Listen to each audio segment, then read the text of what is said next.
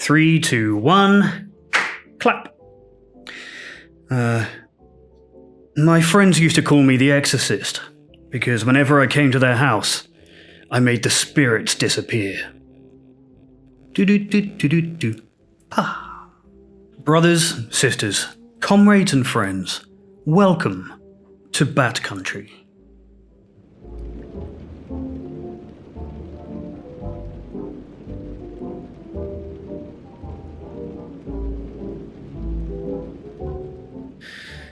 Okay, settle in.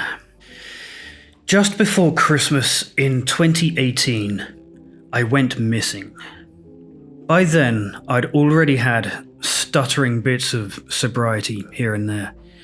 And like everyone who's earned 1 or 2 weeks of sobriety, I thought I'd got it beat. Thought I'd figured it out.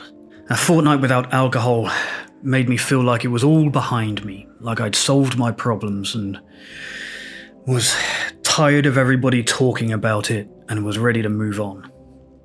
I thought that I knew everything there was to know about being sober and about alcoholism, and I was ready to go out into the world. So I'd been staying with my parents in a very rural part of Cornwall, and I needed a new passport. It's weird how many of my worst episodes of drunkenness involve my passport in one way or another. But to get the new passport, I had to travel by train from Launceston in Cornwall all the way to Newport in Wales, which was the nearest passport office to the rural location I was staying in. I had to go up and around the coast. And it goes almost without saying that I never made it to Newport. In fact, I never got past Plymouth, which is, if you're unfamiliar with the geography, is the very first change that I had to make. It's the first leg of the journey.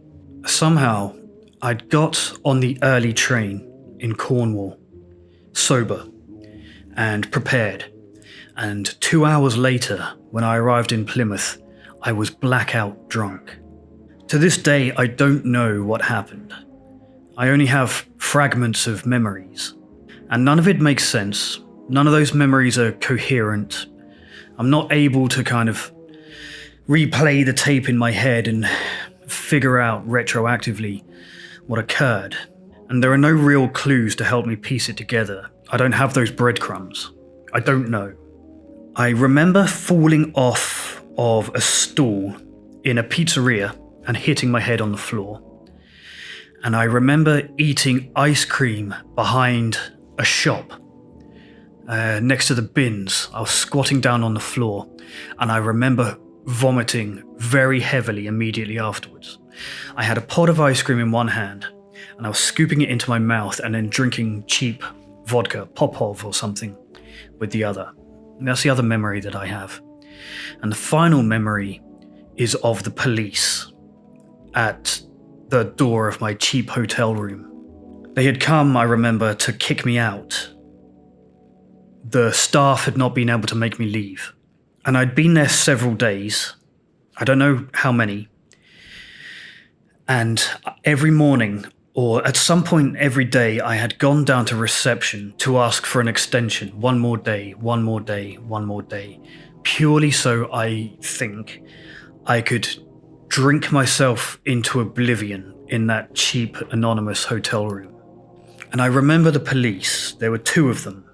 There was a kind of very broad-shouldered, grey-haired man, a real cop-looking cop, very cop-like, if you know what I mean. Very serious, unsmiling face, a very severe haircut. And there was a female officer who I remember was constantly on the phone to someone. She was holding back. She was a little further back and kind of half around a corner. And at some point during the interaction, as they tried to remove me from the room, I became belligerent and aggressive. And I squared up to the very cop-like cop. I was bigger than he was. And I squared up and I stared into his eyes. And I remember he said, "Okay." And he spun me around and he twisted my arm up my back so badly that he dislocated my shoulder. It's still not right now. What's that, 6 years later, something like that. But I didn't feel it at the time because I was smashed. I was on a public bender in this anonymous hotel room. But I do remember, while I didn't feel the pain, I do remember the female officer poking her head around the corner and getting his attention while he was pinning me to the wall. And she said, John, no, while she was on the phone. And as a result, he kind of released the pressure slightly. And then she looked at me while she was on the phone and she said, is your name Stuart? Stuart Nugent? And with my face pressed against the wall, I kind of nodded. Still with the phone to her ear, she said, do you know where you are, Stuart? And I thought for a moment and I said, Newport. And she said, no, we're in Plymouth. And the fact that she corrected me didn't mean anything to me. Where we were, I didn't know. I legitimately didn't know where we were. I didn't know what day it was. I didn't know what time of day it was. I'm surprised, in fact, that I even responded to my own name. And they didn't arrest me that time. But instead, they took me to the local police station in Plymouth. And while I was waiting to be loaded into the van, I remember her again, still on the phone. She'd walked in front of the van. And I remember her saying, I've got good news. We found him. He's a bit of a mess, but he's okay. It was something like that, paraphrasing slightly. But I distinctly remember her saying, we found him. And that struck me as odd, because I didn't know anyone was looking for me. So it turns out, pretty quickly after I failed to check in with my parents when I arrived in Plymouth, they had immediately reported me as a missing person. And normally, the police won't do anything for 24 hours, especially not if you're an adult. But they had learned from their previous mistakes, because this had happened before. And they were quick to add when they spoke to the police that he has a brain injury, he has a head injury. When you say that and you add something like they might be disoriented or they might be confused, then suddenly it becomes kind of a 5-alarm fire, and the police will really put their back into it. You don't need 24 hours for that. And that's a little backcountry tip for you. If an adult that you care about has gone missing, especially an addict, when you speak to the police, mention that they have a head injury. Anyway, I got home, sobered up, and eventually I checked my social media, and it had exploded. Hundreds of messages and mentions and comments, and people were talking about me. Because what I didn't know was that my parents, when they had reported me missing, had also put out some requests for information on Facebook and Instagram and Twitter and stuff. But also I had made the national news and made the BBC, and everybody had been looking for me. Everybody now knew that I was a vulnerable person, lost somewhere in the city, somewhere in England. And everybody had mobilized. And it was daunting. Seeing that response while I'm still going through withdrawal from this particular binge. And seeing the trouble and the concern that I had caused. Being able to see it almost live. Being able to scroll back through the feeds. Scroll back through the news. And seeing the story and people mentioning on the local Plymouth News posted a story about me where the comments were live, and I was able to scroll back through them, and people were saying, actually, I just saw this guy, he was by the cathedral, he looks like he was worse for wear. I am, after all, quite distinctive. People do tend to remember, and they were right. It really was me.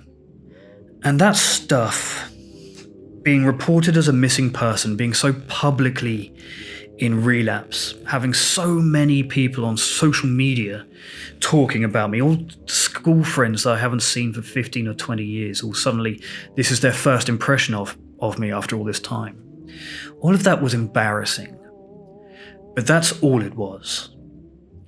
And I can deal with embarrassment. I've been selling dildos for 20 years now. I'm a very difficult person to embarrass.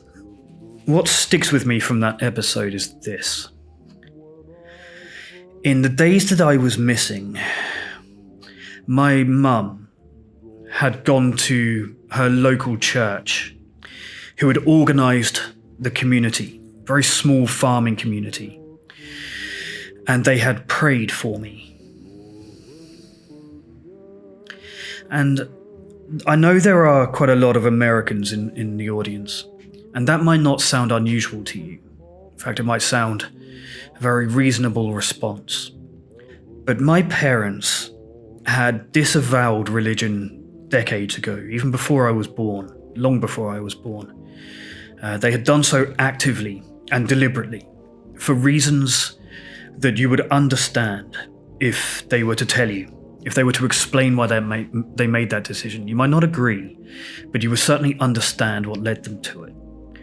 They are not religious people. And the knowledge then that I drove my mother into a church to pray for me is almost insurmountably heartbreaking. If I had contracted a fatal disease, for example, if I had to go to them and say, I have this disease and I'm going to die, I don't think they would pray for me. That wouldn't drive them into the church. A fatal disease is, after all, definitive. And what my alcoholism was putting them through was uncertainty, fear, powerlessness, hopelessness. And with alcoholism, that's what your loved ones have. That's all they have. They have no certainty. They have uncertainty and fear. And that is exhausting. And it takes a toll very quickly. Now, why do I mention that anecdote? Certainly not because it brings me any pleasure to tell you that. It was embarrassing. And as hard as I am to embarrass, I recognize that situation for what it was. It was humbling.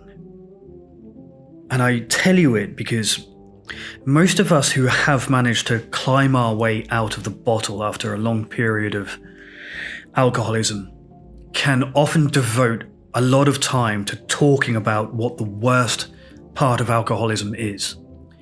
It's one of our favorite things to do, is to try to identify what the worst part of it is.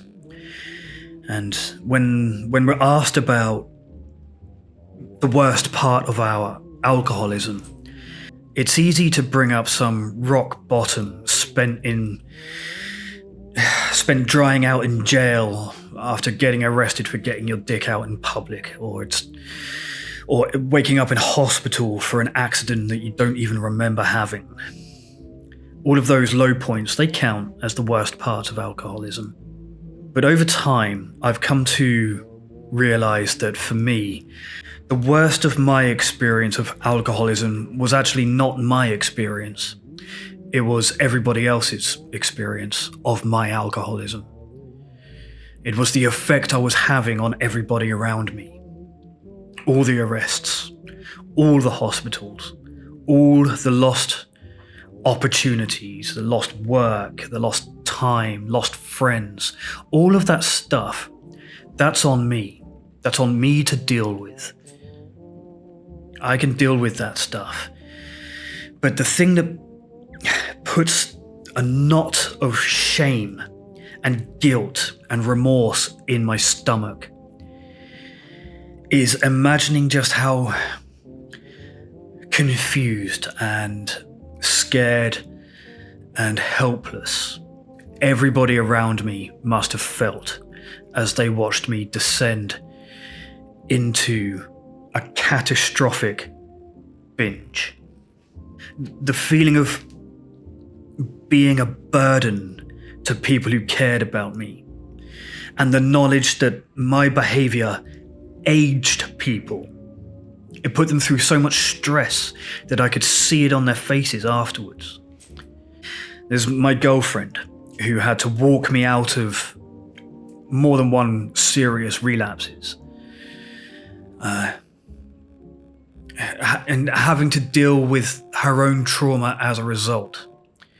And I have a burden of guilt knowing that quite a lot of what I imagine she talks about in therapy is probably as a result of my behavior during those relapses. And then my family, who had to watch from a distance, absolutely powerless to help or to intervene, even though it was every instinct in their body was telling them to do something. There was nothing they could possibly do to assist. And there was my boss, who was also my friend. And my alcoholism repeatedly put him in positions of having to defend me to his own boss. In the end, my behavior ended that friendship and that working relationship. He'll never recover from it. And he had to do it over and over again. And there were my friends who repeatedly had to call in welfare checks on me. Some of them had my address. Those who knew that I was an alcoholic had my home address if there was an emergency or a relapse. And even social media followers. For example, if I would put something suicidal or vaguely self-harmy, some kind of cry for help on social media, which I did more than once, those complete strangers often felt compelled to worry and to find ways to help too. All of these people incredibly close to me and people I've never met, were all impacted by my decision to stuff every cavity in my body with ethanol. Alcoholism is a selfish condition, but that selfishness puts an enormous strain on everybody else, both on a micro and a macro level. Alcoholism is a sickness, but it's also a massive burden. And when I'm drinking, I am unstable, to say the very least, and my mood can swing between very affectionate, very loving, to anger, via depression, very quickly. And that can make my girlfriend feel like she has to walk on eggshells. And you don't turn that off and on. Once I'm out of the relapse, my girlfriend will still not be comfortable for weeks or months. That I'm never going to make her go through it again. And alcoholics, including unfortunately me, are manipulative too. Living with an alcoholic is exhausting. You're tired all the time. And an alcoholic can use that to make you feel like you are in the wrong, to make you feel like the situation is your fault, because you're too tired to argue, and the gaslighting is so done with such confidence that it can wear you down until you believe that the alcoholic is right. And living with an alcoholic is like living with a volcano that's trying to convince you it's a mountain. It could cause chaos at any moment while it's pretending that everything is fine. And only the slightest change in pressure will be enough to set it off. So spouses and families are really on the front line. And I guarantee you, if you're a long-term alcoholic with a spouse or with an existing relationship with your family, I can promise you that at some point behind your back, they have discussed cutting you off. My family did. They came very close. And I would have been heartbroken and angry and resentful at the time, but looking back, I wouldn't have blamed them if they did. And in fact, I'm still to this day surprised that they didn't. But they're not the only victims. They're just the most immediate victims. Alcoholism is a cluster bomb. And it does collateral damage everywhere to everyone around you. And I have another horrible story. I don't think I'll say it now. I think I'll save it for another video, but it's about the day I returned to work, right after a relapse had ended. In fact, I was still withdrawing the day that I walked in.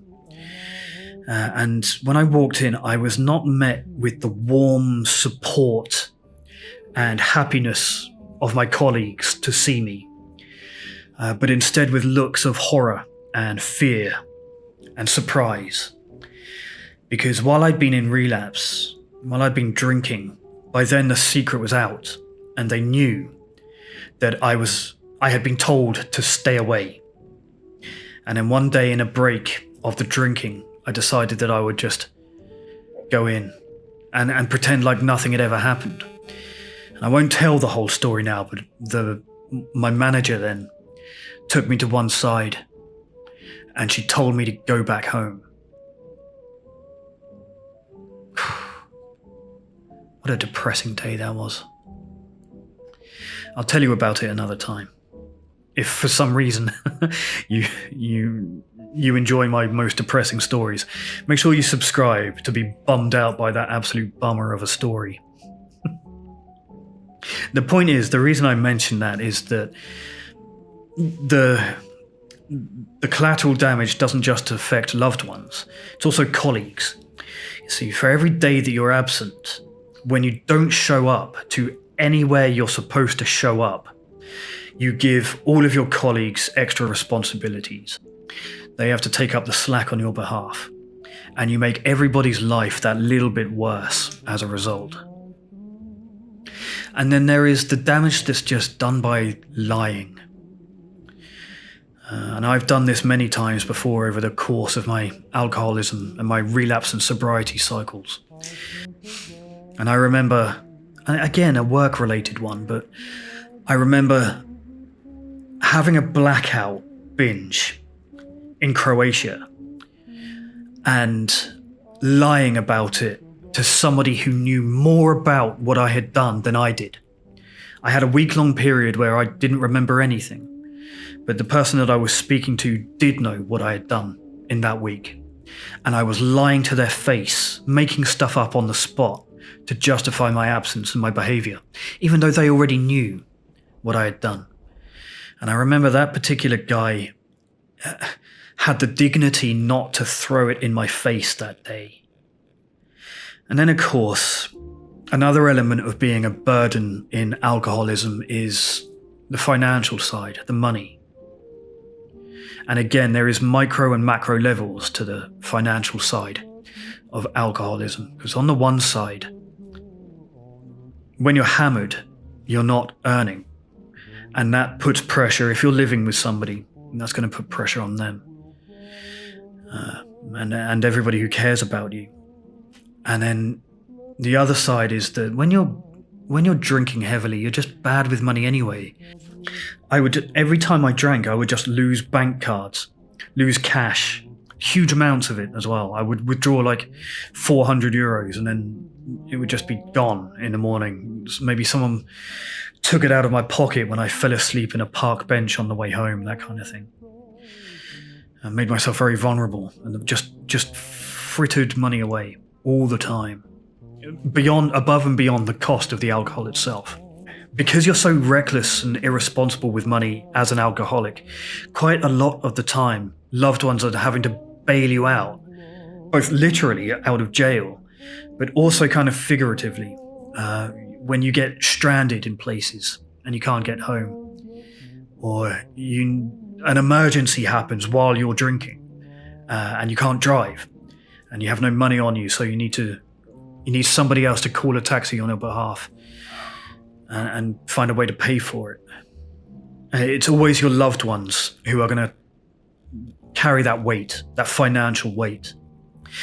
And if you're one of those people in the comments that I see from time to time who can't wait to tell us all how no one cares about you, so this kind of problem doesn't affect you, then I would like to tell you that, first of all, stop with the self-pity. We do care about you. And second, that there is a dollar value attached to your alcoholism. Whether you think you're affecting nobody at all, whether you truly believe that no one cares about you at all, there is a dollar value attached to your drinking, and we're all paying it. Unless you're a hermit who lives in a hut that you built yourself on land that you own, and you're drinking moonshine that you made in a barrel out the back out of rainwater and twigs, and you never seek medical treatment or anything like that, unless you're one of those people, then you're costing somebody somewhere. And also, if you are that hermit, how the fuck are you watching YouTube? Okay, let's talk about the social burden of alcoholism, especially with reference to finance.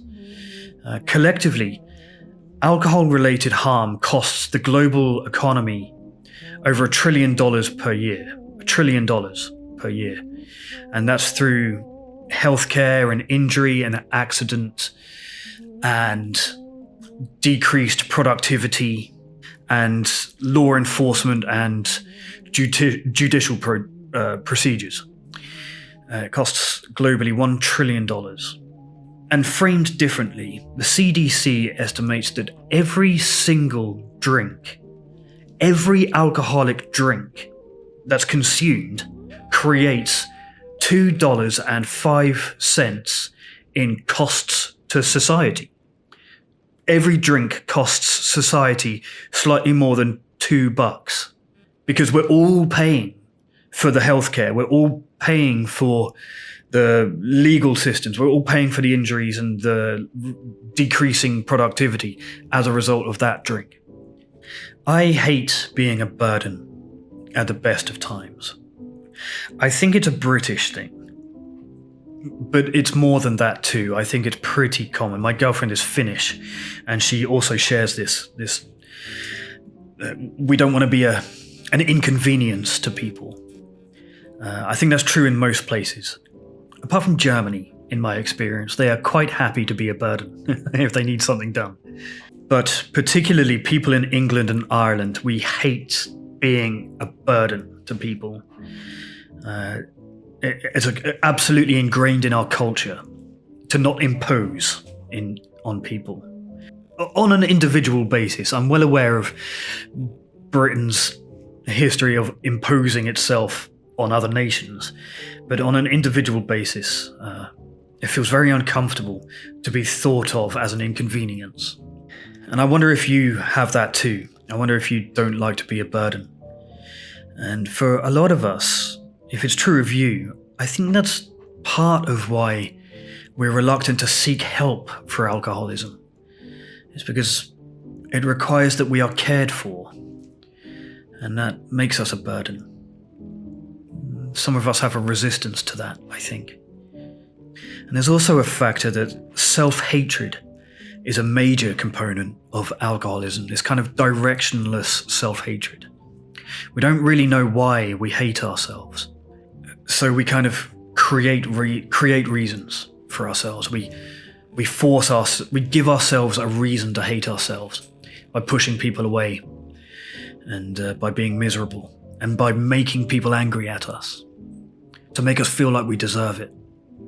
We create reasons and we feel bad and we don't know why. So we manufacture reasons to make everybody else feel bad too, just through our selfishness.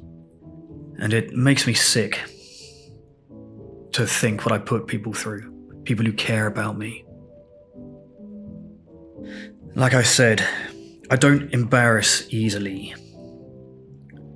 So I can deal with the embarrassment, and I'm not particularly embarrassed by my behavior. don't think embarrassment is quite the right word. But the process of becoming sober, it endows us with a lot of empathy for each other. Sobriety it gives you empathy. It makes you able to understand other people's feelings better. As you analyze your own, you begin to understand other people better. And that's a wonderful gift, but the flip side of that gift is now I can really understand the suffering that other people went through on my behalf.